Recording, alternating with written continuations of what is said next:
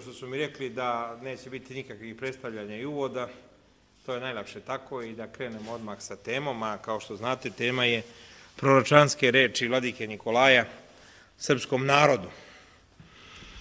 Ja ću ustati. Vladika Nikolaj je zaista jedna od najznačajnijih ličnosti 20. veka i to ne samo u srpskom narodu, nego uopšte u svim pravoslavnim narodima i da je sreće i da je blagoslova Božijeg, kao što nije, vladika Nikolaj bi trebalo da na Beogradskom univerzitetu dobije maltene jedan institut koji bi se bavio izučavanjem njegovog dela. Jer to delo ne samo da nije izučeno, nego još ima neobjavljenih rukopisa vladike Nikolaja. Mi smo nedavno priredili 2 knjige od tih 20-ak zapisnih svezaka koje su ostale iza njega, ima još 18 neobjavljenih, gde on objavljivao, to jest pisao skice za svoje propovedi, beležio čuda koja je čuo u narodu, tekstove iz novina i razmišljanja na te različite duhovne teme. Znači, nevjerovatna riznica vladike Nikolaja koja je još uvek nedostupna, a trebalo bi uraditi.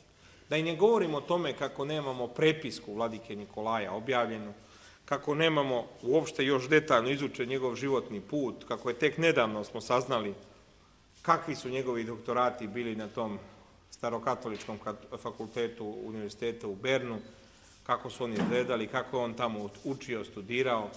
Mnogo tragova vladike Nikolaja još je ostalo nerasvetljeno. Znači, uticaj i veličina tog čoveka ne mogu se preceniti, mogu se samo podceniti i to najžalosnije što Srbi to i rade. Da neki drugi narod ima vladiku Nikolaja, on bi od njega napravio svetski kapital. Rimokatolici u Hrvatskoj proglasili su za sveca Alojzija Stepinca, čoveka koji je bio vojni vikar ustaške vojske Sinje Titulo i koji je odgovoran, kao postavljen od strane Vatikana, za prekrštavanje 250.000 Srba u nezavisnoj državi Hrvatskoj. Proglašen je za sveca zato što je bio u zatvoru posle rata, u Lepoglavi, a kasnije konfiniran u svom rodnom mestu Krašiću, kao gonjen za veru od komunista. U stvari, stvar je odavno istorijski razjašnjena. Stepincu je nuđen kompromis sa Titovim režimom, ali pošto je on bio odan Vatikanu, on je odbio taj kompromis i zbog toga mu je priređen sudski proces. To je dokazano. Znači, ima studija Dragoljuba Živojinovića, našeg čuvenog istoričara, o odnosu Jugoslovenske države i Rimokatoličke crkve od 1945. godine negde do polovine 50. godina.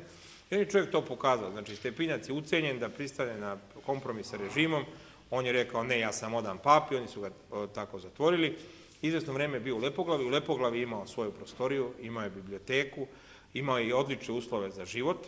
Za razliku od srpskih episkopa koje su komunisti zatvorili, poput vladike Varnave Nastića, sveštenoispovednika, ili vladike crnogorsko-primorskog Arsenija Bradvarevića, koji su bili brijani, šišani, ponižavani, skinute mantije, šikanirani, proganjani, mučeni. Vladika Varnava Nastić, njemu je napravljena jedna velika železnička nesreća kada su ga prebacivali iz zatvora u zatvor, gde on jedva ostao živ i tako dalje. Stepinac je imao sve uslove i posle izvesnog vremena provedenog u zatvoru konfiniran je u svoje mesto, rodno, Krašić, gde je imao mogućnost da prima posete, da mu dolaze sveštenstvo, da kontaktira sa svima, da piše, da čita i tako dalje. Kad je sahranjen, sahranjen je u Zagrebačkoj katedrali sa počastima, da bi od početka 70. godina kasniji kardinal Hrvatske Kuharić redovno organizovao svečane mise i pomene na račun Alojzija Stepinca. U komunističkoj Titovoj Jugoslaviji nikoga nije sprečavao i da bi na kraju 1998. prethodni papa, koji inače, kao što znate, tražio bombardovanje Srba 1995. u Bosni i glavni je krivac za priznavanje Slovenije i Hrvatske u Avnojevskim granicama 1992. Prethodni papa ga je Ivan Pavao II, kako kažu Hrvati, kanonizovao u Mariji Bistrici, proglasio ga je za mučenika vere i čak proglašen je za borca za ljudska prava koji je tobož spasavao žrtve nezavisne države Hrvatske. To se desilo 1998. godine, vladika Nikolaj je kanonizovan 2003. godine. Naš vladika Nikolaj, za razliku od Stepinca, za vreme nacističkog okupatora nijedan dan nije bio na slobodi. Prvo je bio pod nemačkom stražom u Žiči, pa je prebačen u Ljubostinju. 1942. godine iz Ljubostinje je prebačen u manastir Vojlovicu, gde je bio pod potpunom stražom sa patrijarhom Gavrilom. Odatle prebačen u Dachau, gde je bio 3 meseca. I do kraja rata, 1945. dok Amerikanci ga nisu oslobodili, bio pod nemačkom stražom. Zamislite da je Stepinac bio pod nacističkom stražom.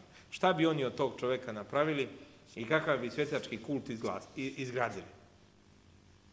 Srbi, nažalost, su decenijama trpeli da se vladika Nikolaj kao tobožnji saradnik maltene okupatora poredi sa Stepincem, a 1978. godine bilo je zabranjeno zvanično u službenom glasniku SFRJ unošenje dela vladike Nikolaja u Jugoslaviju, a jedan čovjek koji će kasnije biti sveštenik u vojsci je dobio zatvor, osuđen je preko 2 godine zatvora, zato što je, kako kažu, hvalio neprijateljsku propagandu vladike Nikolaja. To su činjenice. Činjenica je i ovo. Najčitaniji pisac u Rusiji, duhovni, u Ruskoj crkvi, posle njihovih svetitelja, svetog Teofana Zatvornika i svetoga Ignjatija Brančaninova, je vladika Nikolaj. Znači, kad sam bio 2006. recimo u Moskvi, jednoj od najvećih knjižara pravoslavnih Sretenjskog manastira, čitava jedna polica je sa knjigama vladike Nikolaja, njegovim knjigama prevedenim na ruski. Prošle godine ili pretprošle Sretenjski manastir objavio je svoj kalendar, to je od najvećih izdavača Ruske crkve, godina sa vladikom Nikolajem, gde su svakoga dana, pored kalendarskog dela, stajale i pouke iz dela vladike Nikolaja. Taj se kalendar štampa u ogromnom tiražu. Znači, imamo čime da se pohvalimo. Imamo da se pohvalimo dvojicom velikih svetitelja koji su definisali sve ono što se danas dešava. To su vladika Nikolaj i otac Justin Popović. Nažalost, kod nas taj slučaj nije. Mi smo krenuli nekim drugim stazama i krenuli smo putevima za koje je vladika Nikolaj jasno rekao da tim putevima ne treba ići. I, nažalost, očito je da ćemo na tim putevima ostati, jer kod kola krenu niza stranu, samo gledaš gde će da se zaustave, a zaustavljaju se tako što u nešto udare i razbiju se. Žao mi je što to moram da kažem. Daj Bože da ne bude tako, ja bih voleo da to tako ne bude. Ali znate kako kažu oni Vrani Gavranovi, prvi srpski objektivni novinari u pesmi Boj na Mišaru, radi bismo dobre kazat glase, ne možemo, no kako no jeste. Dakle, osnivači objektivnog srpskog novinarstva su ti Gavranovi iz narodne pesme. Tako bih i ja voleo da kažem da nam budućnost se smeši, da je ružičasta ili bolje reći plava sa žutim zvezdama i da ćemo tamo dočekati da pečene ševe padaju sa neba, kao što su nam obećavali Titovi ideolozi, da ćemo skočiti, kako je rekao Engels, iz carstva nužnosti u carstvo slobode i socijalizma u komunizam i da ćemo, kako su govorili Marks i Engels, tamo moći da živimo po principu čuvenom komunističkom, možda se neko seća, od svakoga prema mogućnostima, svakome prema potrebama. A što kaže onaj beogradski grafit, kad ja tamo, a ono međutim. To se nije ostvarilo. Sad nam obećavaju opet pečene ševe sa plavog EU neba poklopljenom žutim zvezdama, ali naš narod više nije naivan, jer koga su zmiju jedale, taj se i gušterova plaši, a pogotovo ako ti gušterovi imaju ove boje koje sam pomenuo. E sad, naša tema su proročke reči vladike Nikolaja srpskome narodu. Šta je prorok po učenju crkve? Prorok po učenju crkve nije, dragi moji, vrač pogađač. Tipa ovih koji se pojavljuju, koji znaju sve o vašoj budućnosti, vašem dlanu, vašem horoskopu, vašim zvezdama i tako dalje. Prorok je čovek koji vidi volju Božju u istoriji. Vidi volju Božju za čovečanstvo i za jedan narod. Prorok ne mora samo da govori o budućnosti, prorok može da se dotiče i prošlosti. Prorok Mojsije uglavnom nije proricao budućnost. Njemu je Bog otkrio kako je svet sazdan i kakav je zavet uspostavljen sa čovekom i zbog čega. Dakle, prorok Mojsije nije tajnovidelac budućnosti. On je onaj koji je volju Božju i istinu o istoriji do tadašnjeg sveta video u prošlosti. Dakle, prorok nam otkriva šta je volja Božja.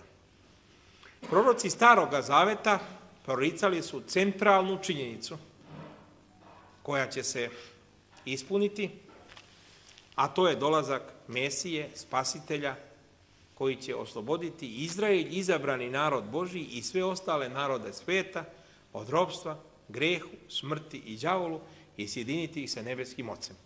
Ta proročanstva ostala su zapisana i ona su savršeno se ispunila. Uzmite samo proročanstva velikoga proroka Božjega Isaije, koji je o Hristu vekovima pre njegove pojave rekao: kao jagnje na klanje bi vođen i kao ovca nem pred onim koji ga striže, u pravdi njegovoj suce njegov uze, a poreklo njegovo ko će iskazati. Proroci su prorokovali i da će se Hristos roditi od devstvenice, i da će se roditi u Vitlejemu, i da će postradati za grehe naroda svoga, i da će formirati crkvu, novi Izrael, novi izabrani narod Božji, koji se nikada više neće rasturiti, jer Stari Zavet je bio priprema za novi, priprema, praslika, senka Novog Zaveta, a Novi Zavet je ispunjenje svih čežnji i maštanja ljudskih. Posljednji prorok Starog Zaveta i prvi svedok novozavetne blagodati bio je sveti Jovan Krstitelj, kako ga je Gospod nazvao najvećim od svih rođenih od žena. Sveti Jovan Krstitelj je ličnost izuzetne duhovne i moralne snage, za koga tropar njegovom prazniku kaže: spomen pravednoga je s pohvalama, a tebi priliči svedočanstvo, gdje je dovoljno svedočanstvo Gospodnje preteča. Znači, sam Gospod je posvjedočio da je to pravi i istiniti prorok. Jer, kaže dalje tropar, pokazao si se časniji od svih proroka, pošto si se udostojio da krstiš onoga koga si propovedao. On se udostojio da krsti onoga koga je propovedao, koga kad je video rekao: gle jagnje Božje koje uzima na sebe grehove sveta. Starozavetna proročka služba je završena, ali ljudi proročkog duha i blagodati ostali su i u novozavetnoj crkvi i oni su, među njima se naročito ističe, naravno, sveti Jovan Bogoslov, koji je od Boga dobio otkrovenje, knjigu buduće sudbine crkve i sveta do kraja sveta. To je čuvena apokalipsa, to jest otkrovenje Jovanovo, koje on dobio dok je bio u zatočenju na Patmosu, grčkom ostrvu. A sam Gospod Isus Hristos i njegove reči kao čovjek, onoga Boga koji je postao čovjek i čovjeka koji je u sebi sjedinio kao Mesija, znači bogočovjek Mesija, sjedinio proročku, svešteničku i carsku službu, njegove reči su bile jasne i do dana današnjeg čudesno se ispunjavaju, ispunjene su, počev od onoga da će Jerusalim postradati zato što nije prihvatio Mesiju i da od Jerusalimskog hrama neće ostati ni kamen na kamenu, kao što se i desilo, jer Jerusalim je krvavo razoren prvo 70. godine posle rođenja Hristovog, a zatim početkom drugog veka za vreme ustanka Bar Kohbe. 70. godine su Jevreji, a o tome piše Josif Flavij u svom čuvenom delu Judejski rat, digli ustanak protiv Rimljana, Rimljani su došli i oko 1 milion ljudi je postradalo tada, stravični su bili pokolji, grad je uništen, hram oskrnavljen, u njega suneti idoli i bukvalno se proročanstvo ispunilo Gospodnje. Ali šta je interesantno, hrišćani u to vreme nisu bili u Jerusalimu, nijedan hrišćan nije postradao jer su oni znali za reč Gospodnju i oni su se bili sklonili u jedan susjedni grad koji se zvao Pela.